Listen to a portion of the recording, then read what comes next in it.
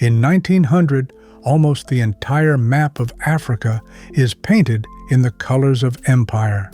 From the Cape to Cairo, the continent is carved up between Britain, France, Portugal, Belgium, and the rest. And the soldiers who march across it serve foreign kings, counted in the armies of London and Paris, not of Africa. But in the high mountains of the northeast, one ancient kingdom stands unconquered.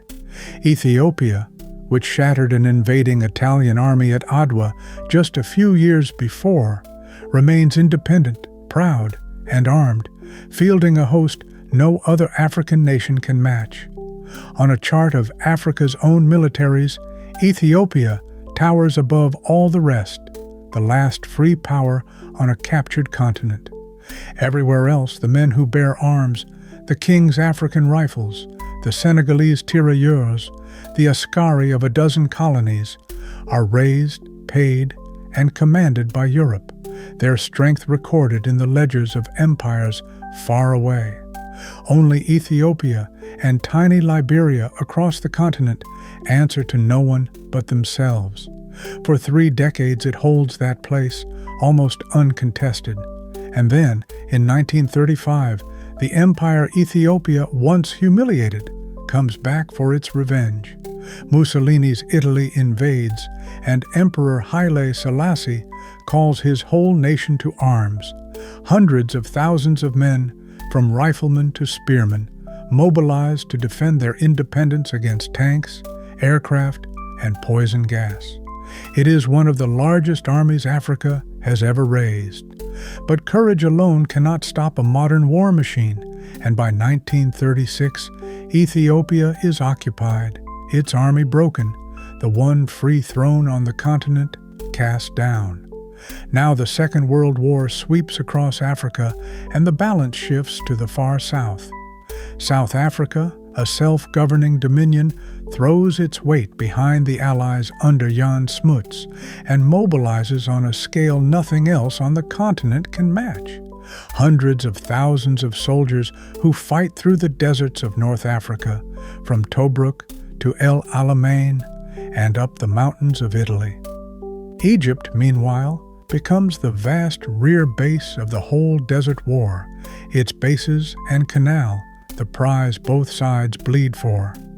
For a few years in the 1940s, the Union of South Africa fields the largest active military in all of Africa. But its moment is brief, because a giant is stirring on the Nile. In 1952, a group of young officers overthrows the king of Egypt, and a colonel named Gamal Abdel Nasser sets out to build the most powerful army in the Arab and African world. Egypt has what almost no other African state possesses: a vast population, a deep military tradition stretching back to the pharaohs, and a cause that demands a huge standing force: the confrontation with Israel on its eastern border. Nasser nationalizes the Suez Canal, faces down Britain and France, arms his forces with a flood of Soviet weapons, and turns Egypt into the beating heart of Arab military power. Through the Suez Crisis of 1956 and the wars that follow, Egypt pours its young men into uniform by the hundreds of thousands, and near the middle of the century, it seizes the top of the table, a place it will hold, astonishingly, for the next 100 years.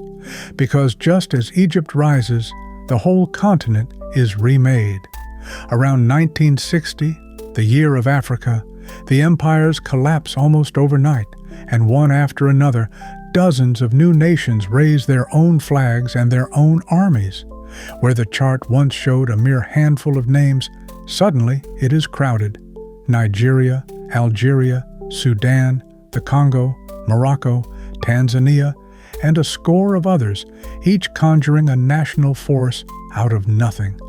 Some are born in chaos.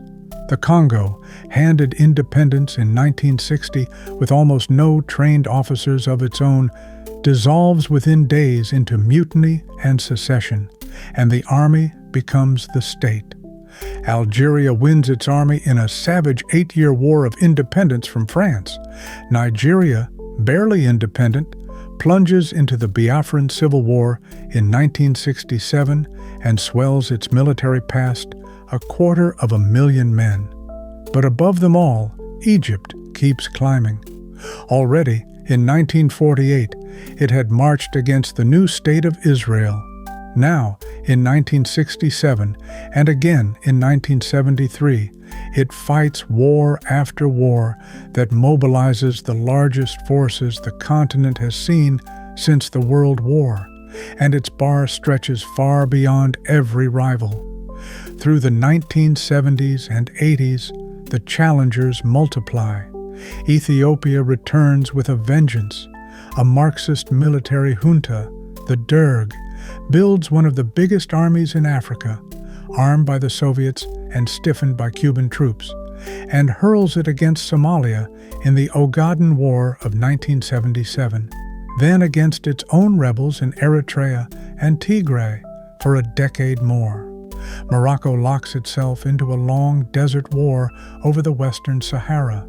Angola and Mozambique bleed through proxy wars stoked by the Cold War, and apartheid South Africa forges a formidable war machine of its own.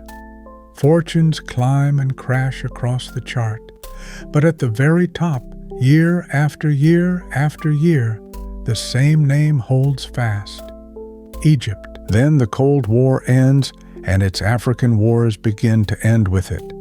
The Derg collapses in 1991, and Ethiopia's vast army dissolves. Eritrea breaks away to become a new nation. But peace does not last. In 1998, the two of them, Ethiopia and Eritrea, turn on each other in one of the largest conventional wars the continent has ever seen, each mobilizing hundreds of thousands of men along a scarred line of trenches, a brief and terrible echo of the world wars. Elsewhere, others stand down. South Africa dismantles its apartheid-era forces, and many of the young states shrink their militaries as the old wars of independence and ideology finally burn out. But Egypt, guarding the Suez Canal and the Sinai, never lowers its guard. Into the new century, the pattern only hardens. Egypt modernizes into one of the largest militaries on Earth, approaching 500,000 active soldiers with tanks and jets by the thousand, and remains, unshakably, the giant of Africa. Around it, a new generation of pressures raises new armies. Nigeria, the continent's most populous nation, expands its forces to fight the insurgency of Boko Haram across its north. Algeria pours its oil and gas wealth into becoming Africa's second great military power. Across the Sahel, a belt of jihadist insurgencies and military coups topples government after government, and armies from Mali to Chad to Niger swell with the fighting. Sudan tears itself in two in 2011, then in 2023 collapses into open civil war between its own rival generals. And Ethiopia, the ancient first-place power, mobilizes on a massive scale once more during the Tigray War of the early 2020s. Hundreds of thousands under arms again, proof that its military tradition never truly died. And here the record ends and the projection begins, because everything beyond the mid-2020s is a scenario, not a forecast, a line drawn forward into an uncertain future. On that projected path, the pressures only grow. Africa's population is set to double, and with it, the size of every potential army. Nigeria and the Democratic Republic of the Congo, each swelling toward hundreds of millions of people, raise their forces faster than anyone, climbing the chart from below on the sheer weight of their populations. Ethiopia rearms. Algeria and Morocco keep pace across the Maghreb. The Sahel and the Horn stay restless with war, and the arithmetic of youth, a continent where half the people are under 20, means the manpower to build armies has never been greater. The gap narrows and the challengers close in. And yet, in this imagined 2050, the crown has still not changed hands.